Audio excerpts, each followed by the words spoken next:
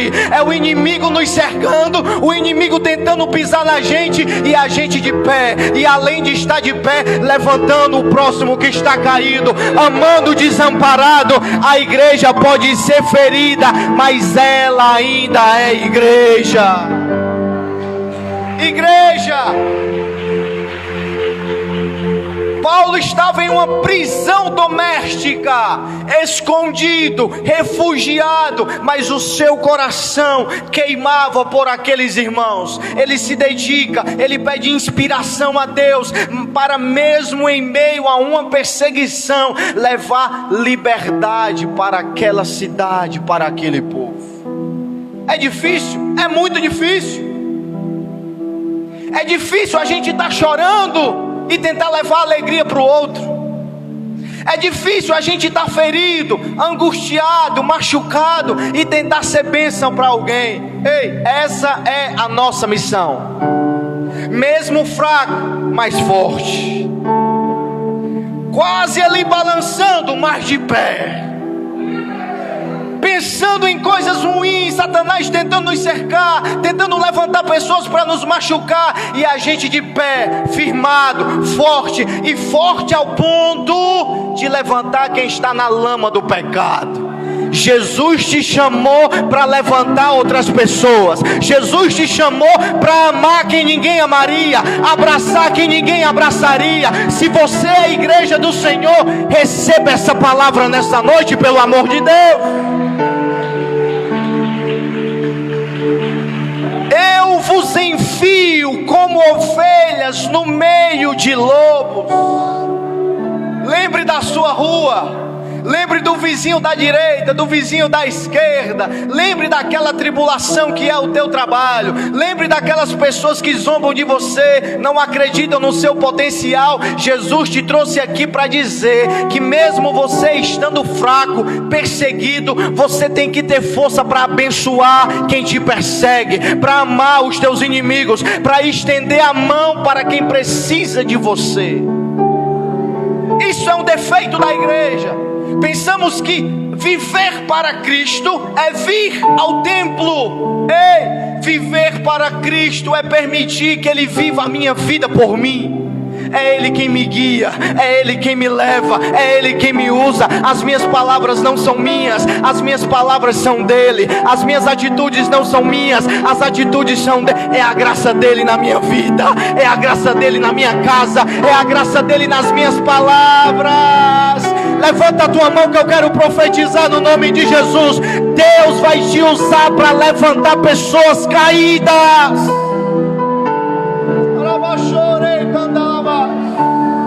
Deus vai te usar para levantar pessoas que estão na lama. Oh Deus.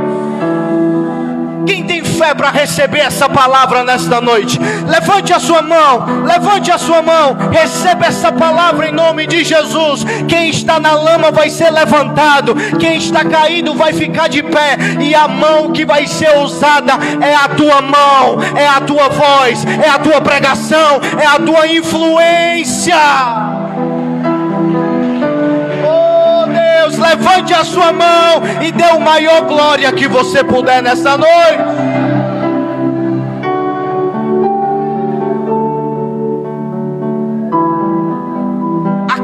Aos Tessalonicenses foi a primeira escritura escrita no Novo Testamento. A primeira. Paulo, inspirado pelo Espírito Santo, escreve essa carta consolando os irmãos.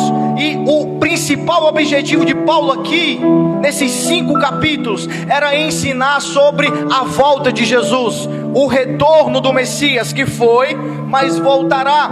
Aqui nesses últimos versículos do capítulo 5, Paulo começa a dar conselhos aleatórios. Versículo de número 16, ele diz assim: alegrem-se sempre. Ele estava perseguido, preso e mandando o povo se alegrar. Está percebendo o que eu estou pregando? Perseguido, triste, mas mandando o outro se alegrar. Passando por dificuldade, mas incentivando pessoas a enfrentar as dificuldades. Versículo 17, ele diz assim: orai sem cessar. Versículo 18, ele diz assim: em tudo dai graças, porque esta é a vontade de Deus em Cristo Jesus. Chegamos no versículo 19 que nós lemos, e a Bíblia diz: não apagueis, não extingais. Extingar é a mesma coisa que apagar. Não apagueis o Espírito. E sabe o que é interessante? É que a vida de Paulo se encaixa com o que ele pregava. Paulo sofreu naufrágio, Paulo foi pisado, Paulo foi humilhado, Paulo foi perseguido em todas as cidades que ele entrou. Em toda a história do cristianismo, na igreja primitiva, depois de Cristo, Paulo foi o homem mais perseguido pelos judeus, pelos homens que antes estavam do lado dele, pregando sobre a lei. Agora Paulo abre a boca e diz que Jesus salva, que Jesus liberta, que Jesus é o caminho, a verdade e a vida. Aqueles que estavam ao lado dele começam a perseguir. Os irmãos sabem, o perseguidor passou a ser perseguido. Paulo sofreu amargamente, mas no final da sua vida, ensinando a Timóteo, ele declara: combati o bom combate, guardei a fé. Sabe o que é que Paulo está dizendo? Eu ensinei a igreja de Tessalônica para não apagar o fogo, mas eu cheguei no fim e o meu fogo ainda está aceso. Eu prego, mas eu vivo. Eu ensino, mas eu pratico. O meu fogo ainda está aceso. Combati o bom combate, acabei a carreira e guardei a fé. Sabe o que é que Paulo estava dizendo para Timóteo? Timóteo, veio perseguição, Timóteo, veio o Império Romano, Timóteo, veio naufrágio, Timóteo, veio calúnias e até traições, mas o fogo do Espírito em mim ainda está aceso. A chama ainda queima, o Espírito ainda está em mim. Levante a mão para adorar o Senhor. Para isso que Jesus te trouxe aqui nessa noite, para me usar com autoridade, para olhar nos teus olhos e dizer: pelo amor de Deus, deixa a perseguição vir, deixa o mal vir, mas não deixa o fogo se apagar, não deixa a chama acabar. Pode vir luta, pode vir prova, mas o fogo tem que estar aceso. Só quem não vai deixar o fogo se apagar, levante a sua mão. Só quem tem o fogo aceso, só quem tem o fogo aceso. Oh Deus,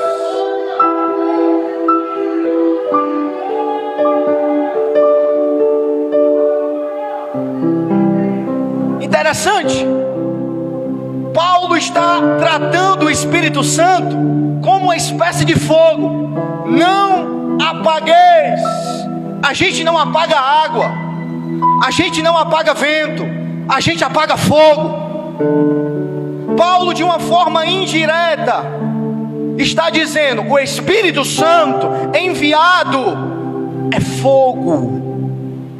O Espírito Santo que foi enviado, ele é fogo. Paulo está dizendo de uma forma indireta que o Espírito que Deus enviou sobre os homens, que o Espírito que Deus enviou sobre a igreja é fogo. E a pergunta é: o que o fogo faz? Poderíamos dizer várias coisas, mas o fogo queima. Você pode olhar para quem está do seu lado aí e dizer: o fogo queima.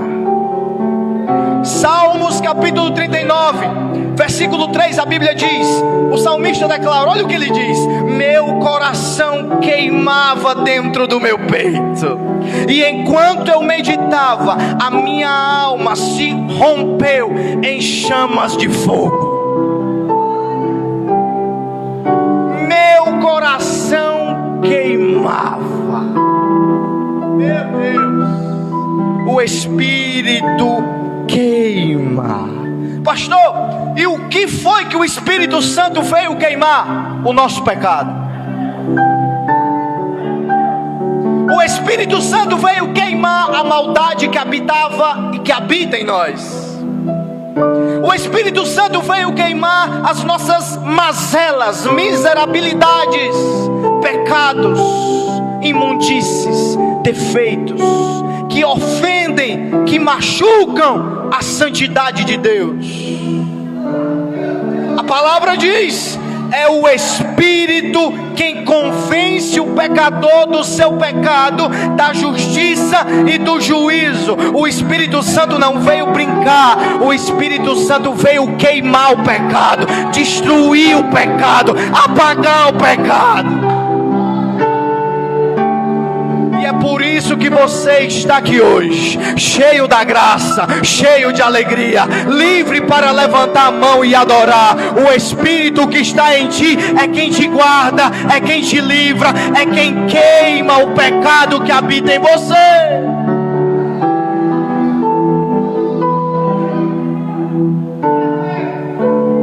Pastor, o que o fogo faz mais?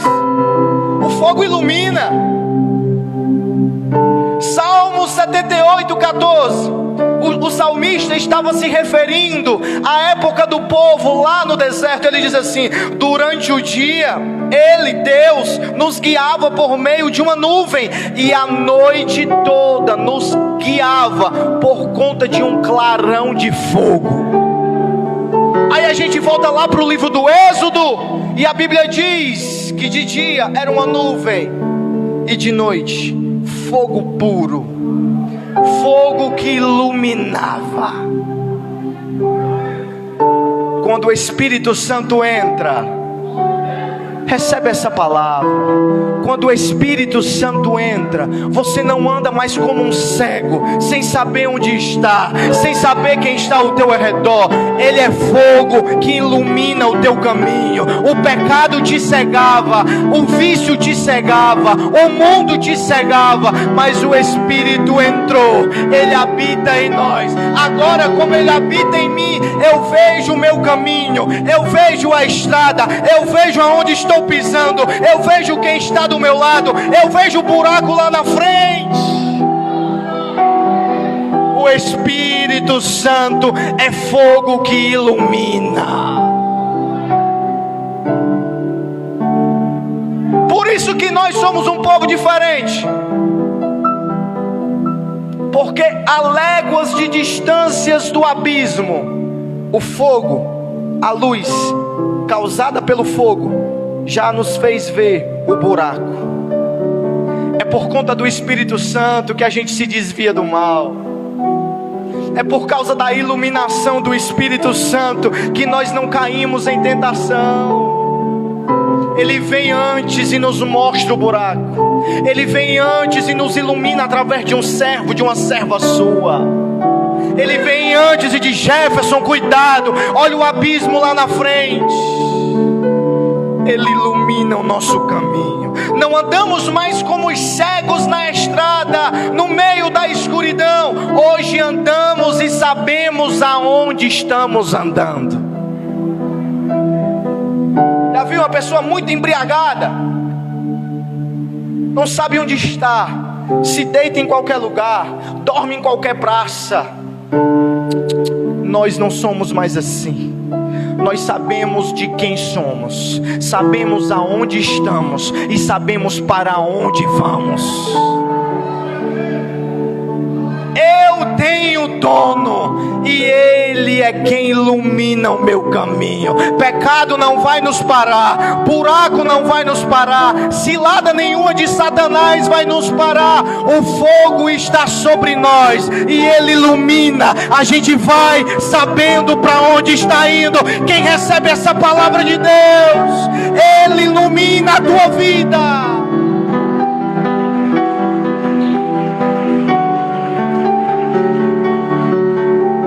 Já vou encerrar.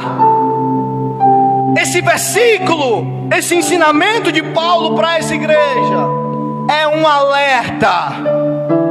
Vou repetir. Esse versículo para esta igreja é um alerta. Quando Paulo diz: não apagueis o Espírito, Paulo está querendo dizer que o Espírito, que é o fogo, pode ser apagado. Vou repetir. Quando Paulo diz: não apague o Espírito, Paulo está ensinando: cuidado, esse é um fogo que, se você não tiver cuidado, ele se apaga. Ele diz: não apague. Se Ele diz não apague, é porque Ele pode um dia se apagar. Quem entende diz amém. É um sinal, é um alerta. É Paulo olhando para aquela igreja e dizendo: vocês estão bem, vocês estão avivados, vocês estão pregando, evangelizando, ouvindo a palavra, vindo para a igreja adorar a Deus. Está tudo bem, o fogo está aceso, mas cuidado para que o fogo não se apague. Aquele que está de pé, cuidado para que não caia.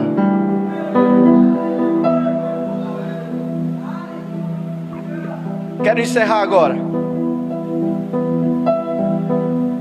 Antes de Deus, nós enfrentamos 3 estágios, 3 momentos na nossa vida. E eu quero que você escute o que eu estou falando, que você vai se identificar com o que eu estou falando. Antes de Cristo entrar na nossa vida, antes de nós sermos morada do Espírito Santo, antes disso, éramos inimigos de Deus. Nossos pecados, nossas imundícies, nossas falhas machucavam a Deus. Eram crimes cometidos contra Deus. Houve um momento que Jesus entrou. Quem pode dizer amém por isso? Jesus entrou, o Redentor chegou, o Salvador apareceu. Agora, o peso da condenação do inferno, a condenação por causa do meu pecado, não está mais sobre mim. Jesus é quem leva o peso. Jesus leva a minha condenação. Jesus leva o fardo do meu pecado. Quando eu aceito a Cristo, quando Jesus entra, agora vem a terceira parte. O Espírito Santo de Deus faz morada dentro de mim. Perceba, antes de Cristo, casa de demônios. Depois de Cristo, casa na qual habita o Espírito Santo de Deus. São 3 momentos, 3 estágios, 3 fases de vida. Mas existem pessoas que estão paradas em alguma dessas fases. Existem pessoas que ainda não alcançaram, não receberam a salvação em Cristo e ainda são casa de demônios. Ainda estão pecando e além de pecar, olha para mim, escuta a palavra. Além de pecar, estão levando sobre si o peso da condenação do pecado. Mas existem outras pessoas que entraram na segunda fase. Jesus entrou, Jesus salvou, Jesus purificou, Jesus apagou o passado.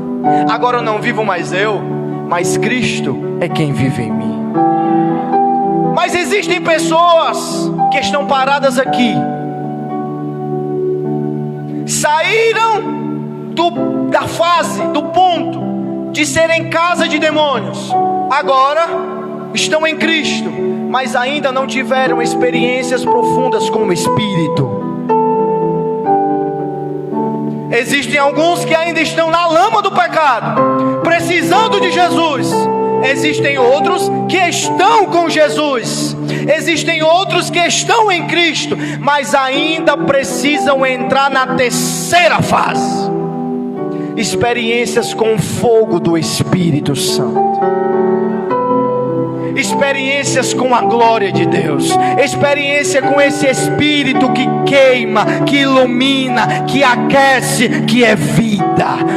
Hoje Jesus te trouxe aqui e eu não sei qual é a fase que você está. Não sei se você ainda está na lama do pecado, levando o peso do pecado, escravo do inimigo, precisando de Jesus. Ou quem sabe você chegou aqui e você já aceitou a Jesus, mas nunca subiu, nunca teve experiências maiores, nunca sentiu coisas mais fortes. Sim, sempre a mesma coisa, sempre a mesma vida, nunca teve uma experiência mais poderosa. Hoje Jesus te trouxe aqui para dizer: entra na terceira fase, entra pela terceira porta, vem ter experiências mais fortes. Vem experimentar o fogo do meu Espírito. Não apague o Espírito.